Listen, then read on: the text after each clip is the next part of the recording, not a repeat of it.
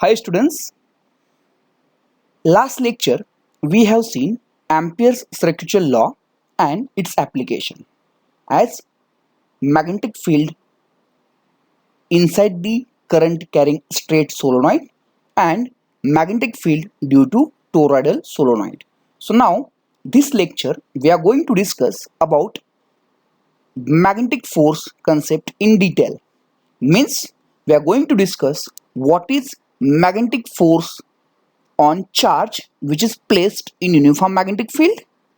Then secondly, we are going to discuss what is the magnetic force exerted on conductor which is placed in uniform magnetic field. And at last, we'll see Fleming's left hand rule to determine the direction of the magnetic force and Lorentz force, that is the combination of force. Means if you place the charge in the uniform electric as well as magnetic field, then what amount of charge is exerted on or what amount of force is exerted on that charge. So we'll start. Now first we'll see magnetic force on a charge in a uniform magnetic field. Means if you place any charge in uniform magnetic field, then what amount of magnetic force is going to exert on that charge, that we are going to discuss in this slide. So a current carrying conductor is placed in a magnetic field. Now as we know, current carrying conductor contains large number of free electrons, means negatively charges, and if the current carrying conductor if experiences some force, then definitely the moving charges in a magnetic field also experiences force. So we are going to discuss what amount of force, magnetic force, is experienced by a charges when it is placed in uniform magnetic field. Now just imagine this is xy plane. This is the magnetic field. The direction of the magnetic field is from left to right. Here we can see, or we can say the direction of the magnetic field is along x-axis. Now suppose this is positive charge and positive charge is moving with velocity v along this direction, we can see, isn't it? Now as we know, current is also flows, our conventional current is also flows with the positive charge, that is the direction of the positive charge is similar to the direction of the current, as we know. So this is the direction of the current. Okay, B is magnetic field and magnetic field is along x-axis, and this is the direction of the velocity of the charge as well as direction of the current. Then we can say if this conductor is placed in uniform magnetic field, okay, and theta is the angle between magnetic field and velocity of the charge particle. So this is the velocity of the charge particle or direction of the velocity of the charge particle, and this is the direction of the magnetic field. Then we can say the magnetic force exerted on this charge particle is in upward direction. So my dear student, if you consider magnetic field is going from left to right and direction of the charged particle, they are coming like this direction, then the mechanical force exerted on upward direction. Okay, so we can calculate, there is one formula, we can calculate the mechanical force. So F is force and M is the magnetic force, not mechanical. M indicates magnetic force. So magnetic force exerted on charges is given by, so Fm is equal to Q in bracket V cross B. So here Q is charge, V is velocity of charge, and B is the magnetic field, isn't it? So magnetic force can be determined by using formula Fm is equal to Q V cross B. So again, Fm is the magnetic force, Q charge, V velocity of the charged particle, and B is magnetic field. And here these are the directions we have seen. Okay, so if you write in the vector form, then it will come Fm is equal to QVB sin theta, where theta is the angle between magnetic field B and velocity of the charged particle, that is direction of magnetic field and direction of the charged particle, that is velocity. Understood? Now here where theta is the angle between V and B. Now here we have seen in this case, if the direction of charged particle is in this direction and the direction of magnetic field is in this direction, then mechanical force will be in upward direction. Now we'll see what will happen if we change the direction of the charged particle.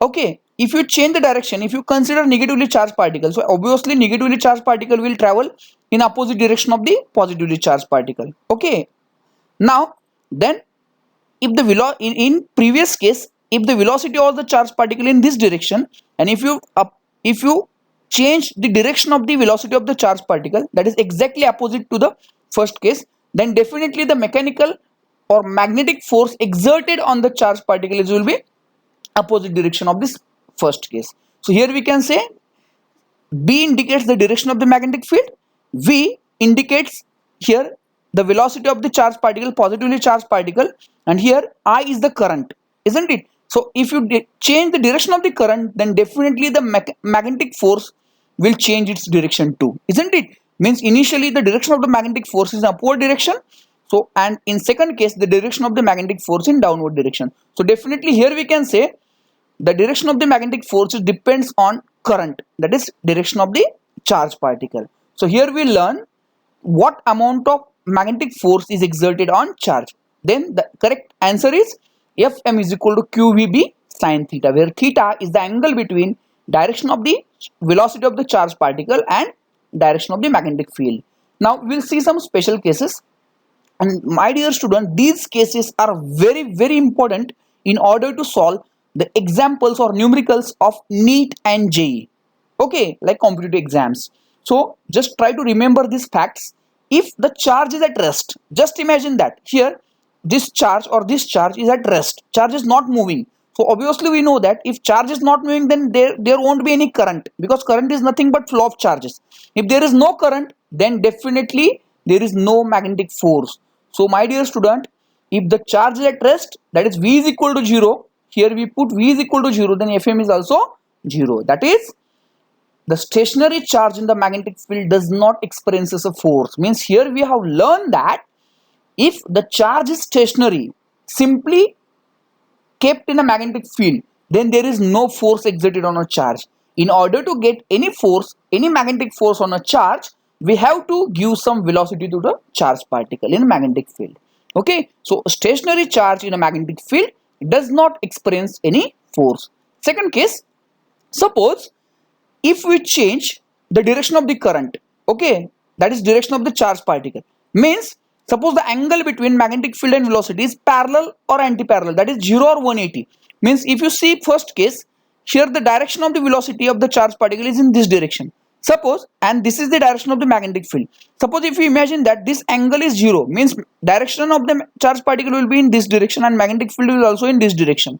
Okay, both are going parallel, neck to neck. Okay, and here or anti-parallel 180, means direction of the magnetic field is in this direction, left to right, and velocity of the charged particle is from right to left, that is 180 degree. In that case, there won't be any force, isn't it? Because if theta is 0 or 180, that is if the charge moves parallel or anti-parallel to the direction of the magnetic field, then Fm will be 0.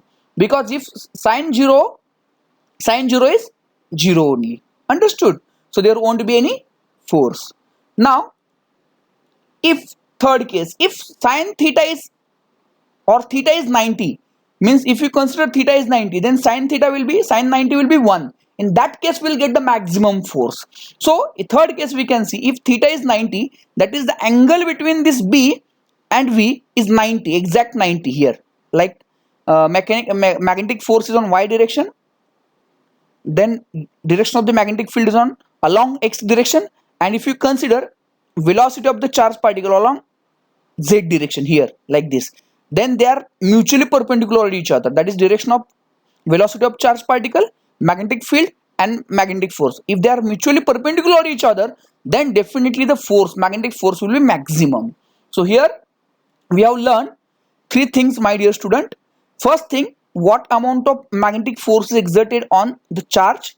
So first thing, we have learned that if the charged particle is at rest in the magnetic field, there won't be any force experienced on charge, that is stationary charge in magnetic field does not experience any force. If the angle between magnetic field and charged particle, direction of velocity of the charged particle, is 0 or 180, there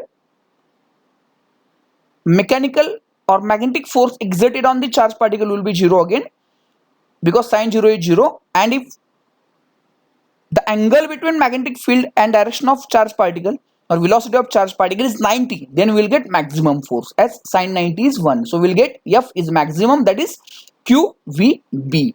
So hope you understood. Next, now in last slide we have seen magnetic force exerted on charged particle. Okay, and the expression was Fm is equal to QV into B, V cross B, that is QVB sin theta in vector form. That is Q is charged particle, V is velocity of charged particle, and B is direction of magnetic field or magnetic field. So it was the force exerted on charged particle when it is placed in uniform magnetic field. Now here we are going to discuss the force exerted on current carrying conductor when it is placed in magnetic field. Okay, so now we'll see. This is the direction of the magnetic field. We can see this is the direction of magnetic field is from left to right. For simplicity we are considering to left to right only. Now this is the current carrying conductor, okay, of length L. A is the cross sectional area of the conductor, okay, and theta is the angle between axis of the conductor and magnetic field. Are you getting my point? Means axis of the conductor and magnetic field. Okay. Now just in order to calculate the total magnetic field exerted on this conductor which carries I amount of current in this direction, which carries I amount of current, we have to consider a very small element of this conductor of length dl, which contains n number of electrons. Here we can see n number of electrons, and these electrons are moving with velocity vd. So here vd is nothing but drift velocity, because if you place this current carrying conductor in magnetic field, then definitely there will be a force due to this current, and if current is there, then definitely the electrons will move opposite to the direction of the current, that is with drift velocity vd. So this already we have done in current electricity. So now, so here we have to write the explanation, my dear students. You must write these statements. Consider the direction of the magnetic field is left to right, it is indicated by B. Now just consider a current carrying conductor of length L and cross sectional area A, which is placed in uniform magnetic field with angle theta with its axis, isn't it? Now in order to calculate the force exerted on this current carrying conductor which carries I amount of current in this direction, okay, in this direction, consider any small element of length dl which carries n number of electrons, negatively charged electron, which are moving opposite to the direction of the current with velocity vd, that is drift velocity. So this much explanation is enough. Now then the F will be mechanical force exerted on the conductor. Understood? So this is the direction of the magnetic field, this is direction of the current flowing through the conductor, then the force will exert in upward direction. So here, my dear student, if you change the direction of the current, just imagine that if the direction of the current is in this direction, like this, upward, then the force will be in downward direction, okay, because as we have seen in previous slide, if you change the direction of the current, definitely the force exerted on the conductor will change its direction too, okay. Now first of all, this conductor contains large number of electrons. So first we will calculate what amount of force will experience each individual electron. So force experienced by each electron, the conductor is given by, because we know that charge is placed in uniform magnetic field, then force exerted on charge is charge into V into B, V is velocity of charge, okay. Then similarly this formula we can apply for electrons, then we can write F, small f is equal to minus E is charge on electron into velocity of electron, that is drift velocity, into magnetic field B. Okay, hope you understood how we have written this equation, okay, from this equation. Now this is the total magnetic force exerted on each electron, okay. Now we will calculate magnetic force exerted on this small element dl, okay. If n be the number of density or number density of electrons, A be the area of cross section of the conductor of this small element dl, then the number of electrons in the element dl, it will be n a dl, that is n is the number of electrons in area A in length dl. So my dear student, this is the total number of electrons in small length dl. So initially we have calculated magnetic force exerted on each electron. Now step by step we will go, and now we will calculate. So this small element contains Na dl number of electrons. So we will calculate what amount of magnetic force will exerted by this element dl. Okay. So now the force experienced by the electrons in dl, all electrons in dl, because for one electron already we have calculated. Now we have to calculate it, all electrons which are present in this small length dl. It will be df is equal to number of electrons into force exerted on each electron. So number of electrons will be NaDl, so I have written NaDl into force on each electron. From this equation 1 we can write minus E in bracket Vd cross B, that is drift velocity, into B. So hope you understood, because we can calculate the force exerted by number of electrons in dl by multiplying number of electrons in dl into force on each electron. So number of electrons in dl is NaDl and force on each electron is minus E Vd into B or cross B here. Okay, so here we can take it outside, E into Vd, E and Vd we have taken outside, and dl multiplied by cross B. So we'll rearrange the term and we'll get this equation number 2, minus NeA Vd bracket dl cross B. So here n is number of electrons in length dl, E is minus E is the charge on each electron, A is cross-sectional area of the conductor, Vd is drift velocity of electron, dl is the length of small element, and B is the magnetic field. Okay, so from this equation we can write, but yes, we know that NeAVd is nothing but current, because in drift velocity we know that the relation between drift velocity and current. Okay, because where I is equal to NeAVd, clear, and negative sign represents that the direction of the dl is opposite to the drift velocity, means direction of the dl is opposite to the drift velocity. So here we can write, instead of minus NeAVd we can write I, as I is equal to NeAVd. So df is equal to I in bracket dl cross B. So this is this equation you name 3. This is the total magnetic force exerted on small element dl, means number of electrons present in dl. So my dear student, here we have completed 2 steps. Here in equation 1 we have determined the force exerted by each electron. Now step by step here we have determined the force exerted by number of electrons presented in small element dl. मतलब पहले हमने एक electron के ऊपर magnetic force निकाला, वो इतना आ गया. देन उसके बाद हमने क्या निकाला, the number of electrons present in DL. तो डीएल में जितने इलेक्ट्रॉन्स है उसमें कितना मैग्नेटिक फोर्स एक्सर्ट होगा वो निकाला. And at now time to find magnetic force exerted on total conductor. So yes, definitely we are going to use the integration. ठीक है. So force exerted on whole conductor, total current carrying conductor is equal to F is equal to integration of all these small forces, because this conductor is made by this all small length element dl. So if this force exerted on this dl is df, then if you integrate all this df, then we will get total force. So integration of df, but from this equation 3, df is nothing but I dl into cross b. So here we can write integration of I dl cross b, but b and current, magnetic field and current both are constant, take it outside. So inside it will come integration into dl, but integration into dl is nothing but L. Okay, because integration of dl is nothing but L, because if you compare all this, or if you integrate all this small element dl, then you will get length of element. So definitely the final equation will come, force is equal to L, because integration of dl is nothing but L, and I into B. So this is the total mechanical force or magnetic force exerted on the conductor which is placed in uniform magnetic field. So in vector form we can write IBL sin theta. So my dear student, here you have to remember 2 things very carefully, and very important 2 things we have to remember. First, force exerted on charge which is placed in uniform magnetic field, moving charge, because if charge is stationary there won't be any force, as we have seen in previous slide.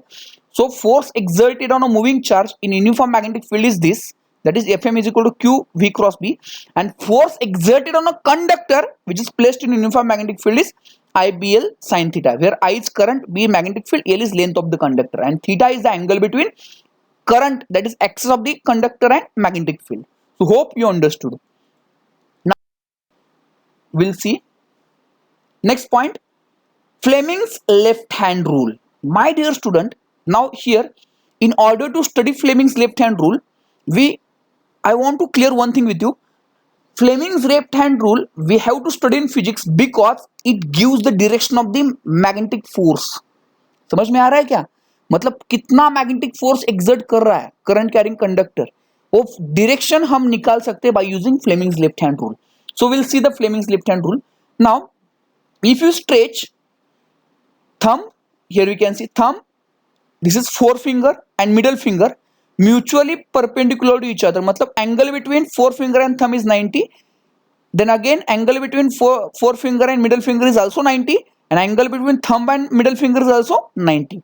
So if you stretch thumb, first finger, middle finger of our left hand mutually perpendicular to each other, then the middle finger shows the direction of the electric current, the middle forefinger shows the direction of the magnetic field, and thumb shows the direction of the force. Matlab, my dear student, if the current is coming in this direction, then magnetic field will be in this direction, like this, in circular pattern. Okay, current is coming through this direction, then magnetic field will be in this direction, like this. Okay, okay, then the mechanical force will be in upward direction. Okay, so hope it is very clear to you, because already we have done this in class 10th also. So once again we'll see the Fleming's left hand rule. Stretch statement: stretch the thumb, forefinger and middle finger of left hand so that they are mutually perpendicular to each other. Then middle finger shows the direction of the current, forefinger shows the direction of the magnetic field, and the thumb shows the direction of the magnetic force exerted by the conductor or current. Okay, so hope you understood. Next we'll see the most important point, today's point, Lorentz force. Lorentz force, it is also called as combination force, and if you understand Lorentz force, then only will apply this application, or we will apply this concept to study the cyclotron, that is charge particle accelerator. This we are going to study next point or next topic, or we can say next period also. Okay, so Lorentz force. So what is Lorentz force? So Lorentz force is basically, it is the combination force, means it is a charge when the charge is moving in both electric and magnetic field. Just imagine that when a charge q is moves with velocity v, because we know that if charge q is moves with velocity v, then definitely there will be the current. Current means there will be electric field. So when charge q is moves with velocity v in a region which both electric field E and magnetic field B exist, then the force exerted on a charge is called as Lorentz force. My dear student, अगर कोई भी charge particle एक जगह पे रखा है, वहां पे इलेक्ट्रिक और मैग्नेटिक फील्ड दोनों प्रेजेंट है, then the force experienced by the charge particle is called as Lorentz force. So total force F is equal to Fe, that is electric force, plus Fm, that is magnetic force.